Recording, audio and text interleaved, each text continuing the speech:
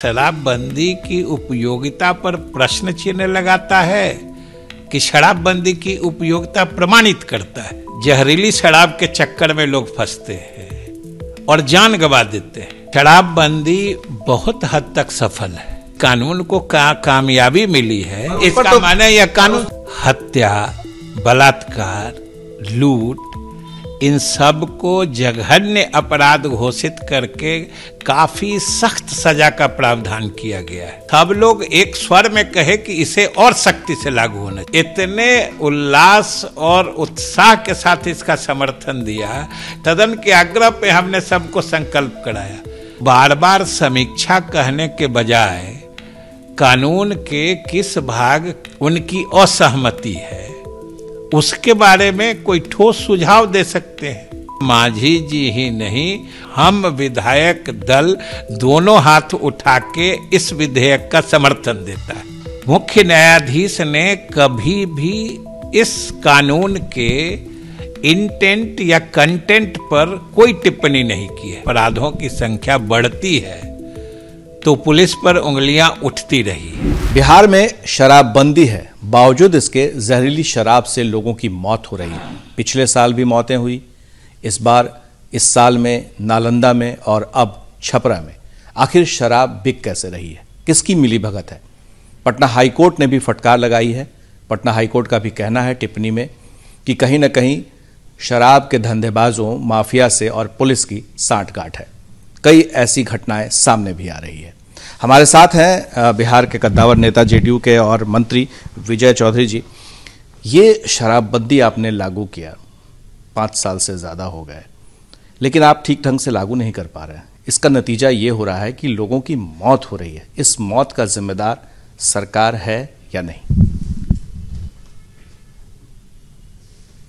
यह सही है कि शराबबंदी लागू होने के बावजूद कुछ जगहों पर शराब की बिक्री या नकली शराब पीने से लोगों के मृत्यु की बात आती है सामने। लेकिन एक बात समझ से परे है कि अगर कहीं जहरीली शराब पीने से लोगों की मृत्यु हो रही है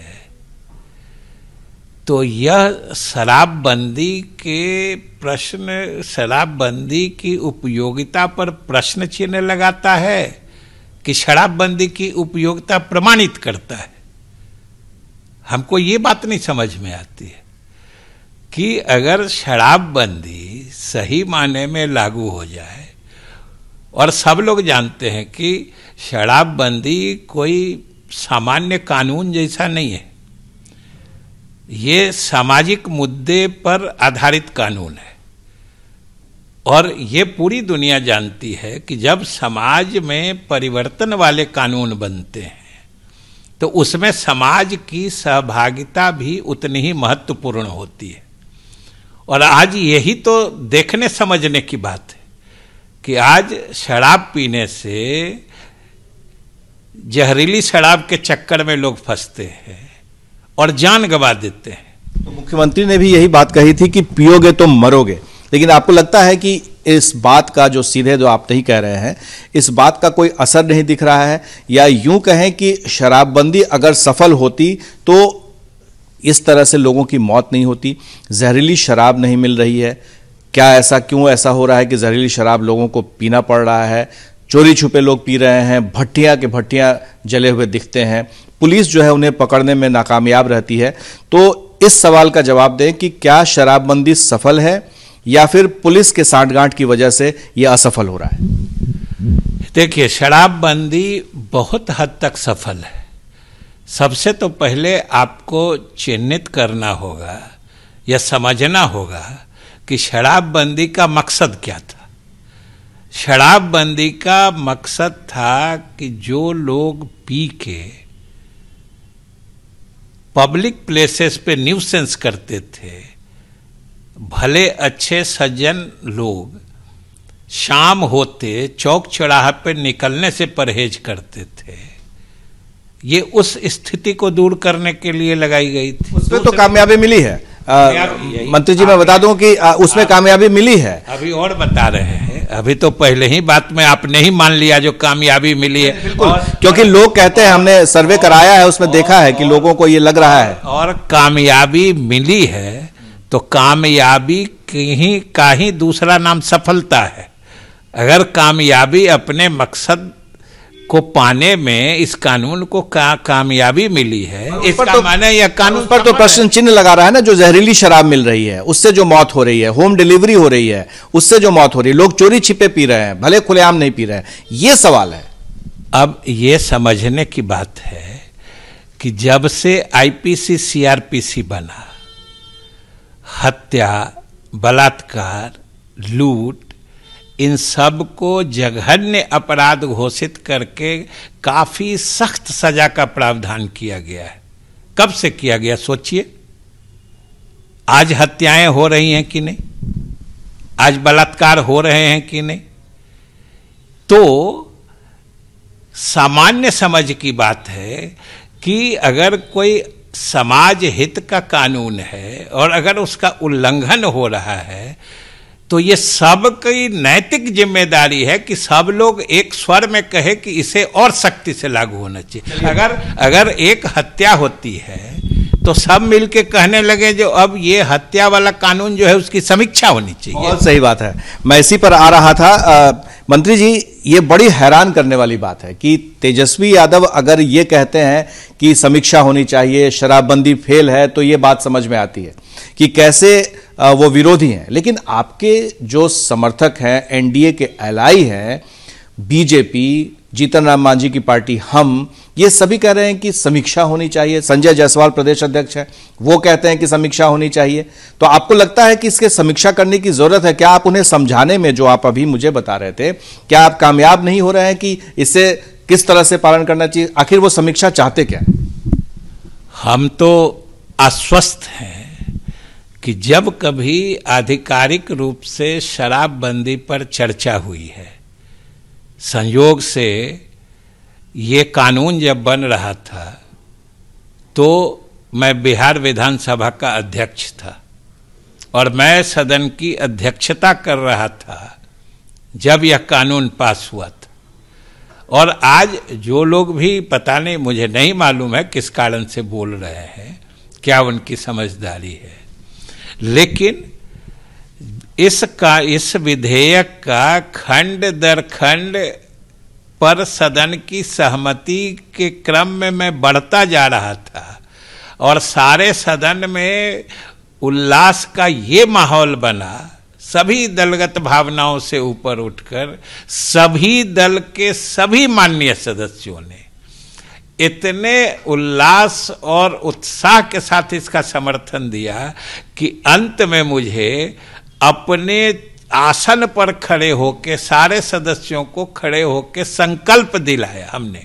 और कोई हमने चेयर की तरफ से इसको मतलब थोपा नहीं था, सदन की राय, सदन के आग्रह पे हमने सबको संकल्प कराया कि हम लोग सभी सदस्य न खुद पिएंगे और दूसरों को भी नहीं पीने के लिए प्रेरित करेंगे। पहली बात।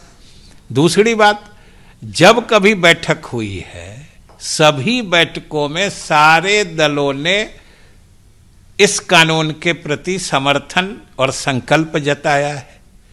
तो जहां कहीं आधिकारिक बात आती है तो हम नहीं समझते हैं कि कोई भी दल या कोई भी नेता, कोई भी जनप्रतिनिधि जो समाज का हित सोचेगा वह इस कानून से अलग या इस कानून के बारे में कोई दूसरी धारणा रखेगा। और सवाल ये उठता है कि आप समीक्षा की बात वो कह रहे हैं कि इसकी समीक्षा होनी चाहिए, तो ये किस बात की समीक्षा होनी चाहिए?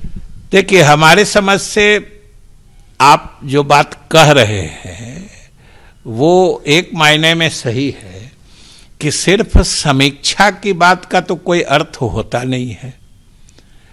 अगर इस कानून के किसी अंश को वो गलत मानते हैं, उचित नहीं मानते हैं, तो बार बार समीक्षा कहने के बजाय कानून के किस भाग, किस अंश या किस मतलब धारा से उनकी असहमति है उसके बारे में कोई ठोस सुझाव दे सकते हैं।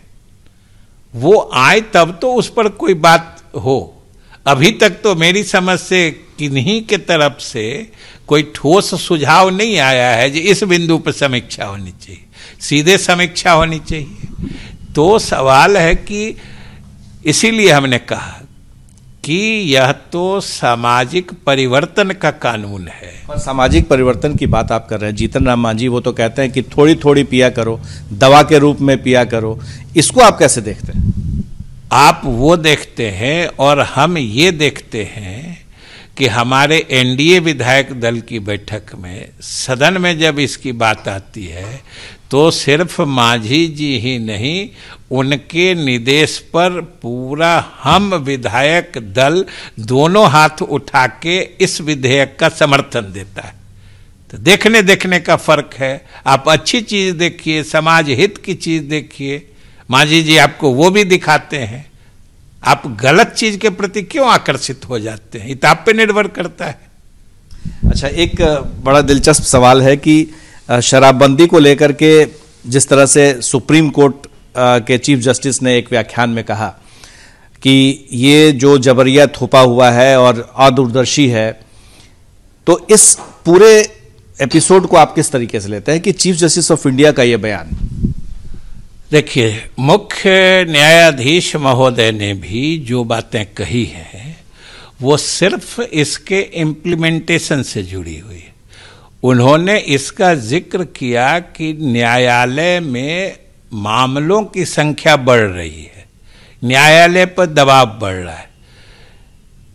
मुख्य न्यायाधीश ने कभी भी इस कानून के इंटेंट या कंटेंट पर कोई टिप्पणी नहीं की है। नहीं उन्होंने कहा है कि यह कानून गलत है या इसे नहीं होना चाहिए। उन्होंने कहा है कि इसके कारण न्यायालय पर मुकदमों का बोझ बढ़ रहा है। तो इसके बारे में तो न्यायालय खुद सक्षम है उसके तरीके निकालने के लिए, और हम समझते हैं कि गंभीरता से विचार करके जो भी इसका उपाय होगा उसमें सरकार सहयोग करेगी। तो सरकार इन दबावों को कम करने के लिए क्या कोई संशोधन, जो मद्य निषेध विभाग की तरफ से जो उत्पाद का अधिनियम है जिसके तहत इसको रोका गया है, वो उसमें कोई संशोधन आने वाला है? क्या उस संशोधन में किसी ने अगर पहली बार पिया तो उसे जुर्माना दे करके छोड़ने के प्रावधान को किया जा रहा है? देखिए, अभी मेरे संज्ञान में कोई ऐसी बात नहीं है, नहीं ये विभाग मेरा है। जब कोई बात पूरे मंत्रिपरिषद के विमर्श में आता है तभी हम लोगों के संज्ञान में आता है और वो पारित हो जाता है, तभी आम लोगों के संज्ञान में जाता है। तो ऐसा अगर कोई प्रस्ताव होगा या ऐसी कोई बात होगी तो वो विभाग में इस पर विमर्श चल रहा होगा, मुझे इसकी जानकारी नहीं। ठीक है, आपको जानकारी नहीं है, लेकिन क्या आपको लगता है कि अगर ऐसा कोई प्रस्ताव या इस तरह की कोई बात होती है तो जो मूल भावना जिसकी बात आप कह रहे थे कि शराबबंदी, उस पर क्या असर नहीं पड़ेगा? आप प्रस्ताव को छोड़ दें, कैबिनेट की बात छोड़ दें, इन जनरल अगर, क्योंकि लोगों के बीच में ये बातें सामने आई हैं। देखिए, हम तो पूरी तरीके से आश्वस्त हैं कि कोई भी दल हो, कोई भी माननीय सदस्य हो, कोई भी जनप्रतिनिधि हो, अगर गंभीरता से सोचेगा तो जिस कानून के मूल तत्व की बात कहते हैं, जिसको जुडिशियरी के लैंग्वेज में स्पिरिट ऑफ लॉ कहा जाता है, जो कानून चाहता क्या है, कानून का मकसद क्या है, मेरी समझ से जो सरकार ने कानून बनाया है और सरकार ने जो कानून का मकसद बताया है उससे कोई इनकार नहीं कर सकता है। कोई संशोधन की जरूरत नहीं है? अभी कहाँ कोई जरूरत है कोई संशोधन? किस संशोधन से क्या फायदा होता है ये तो कभी विमर्श में आया ही नहीं है। नहीं, आपको लगता, आपने कहा ना कि ये पूरा मुकम्मल है और इसमें कोई जरूरत नहीं है शराबबंदी को जिस सख्ती से लागू किया गया है, तो इस तरह के अगर किसी तरह की बात होती है, क्योंकि आप पब्लिक में भी हैं, तो पब्लिक में ये बात जा रही है कि जुर्माना लगाकर पहली बार छोड़ दिया जाएगा, आपको लगता है कि ये ठीक नहीं होगा? नहीं, अभी तो हमने कहा ना कि अभी हमारे सामने वो कोई तथ्य ही नहीं है कि जुर्माना लगा के छोड़ दिया जाएगा या क्या किया जाएगा। अभी तो प्रश्न है चौधरी जी, एक प्रश्न है, क्या आपको लगता है कि जुर्माना लगा के छोड़ना उचित रहेगा? नहीं, जुर्माना लगा के छोड़ना उचित रहेगा, ये तो इसको प्रस्ताव के रूप में आने दीजिए ना। प्रस्ताव नहीं है, as a personal, as a individual आपको लगता है कि इसका कोई असर पड़े? मेरी समझ से तो जो अभी कानून है वो सक्षम है, और कानून लागू करने में अगर कोई मतलब कमियां होती हैं या सख्ती में कमी होती है या कानून से कोई बच निकलता है, तो वो कानून से बचे नहीं, किसी को निकलने की गुंजाइश नहीं रहे, उसके बारे में सोचना चाहिए। ऐसा कोई उपाय नहीं करना चाहिए कि कानून के उल्लंघन करने वालों को और बच के निकलने का उपाय मिल जाए। एक आखिरी सवाल है, आपको लगता है कि पुलिस और शराब माफिया या जो धंधेबाज हैं उनके बीच में कोई साठगांठ रहता है जिस वजह से ही ये जहरीली शराब का कारोबार फल फूल रहा होता है?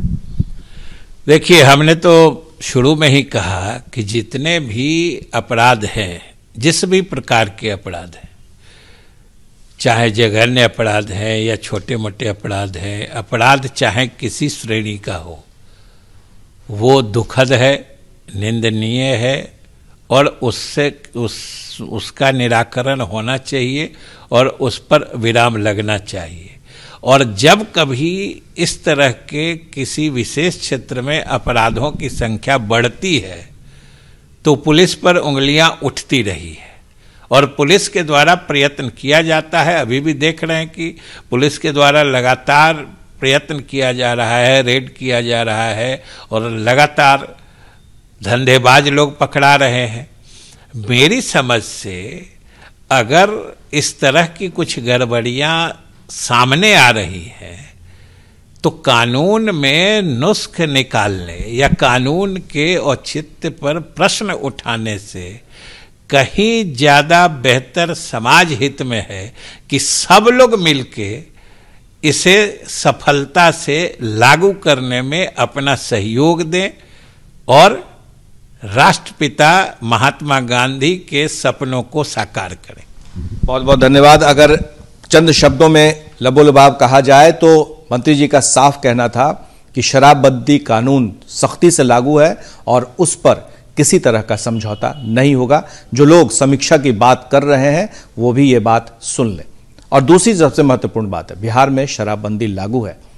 एबीपी न्यूज लगातार आपको बता रहा है कि सख्ती से लागू है शराबबंदी पर, कि सफलता पर भी लोग कह रहे हैं, पर सवाल अंतिम में यही उठता है, बिकेगा तो लोग पिएंगे, और नीतीश जी कहते हैं पियोगे तो मरोगे। हमारे सहयोगी शैलेश के साथ प्रकाश कुमार, एबीपी न्यूज पटना।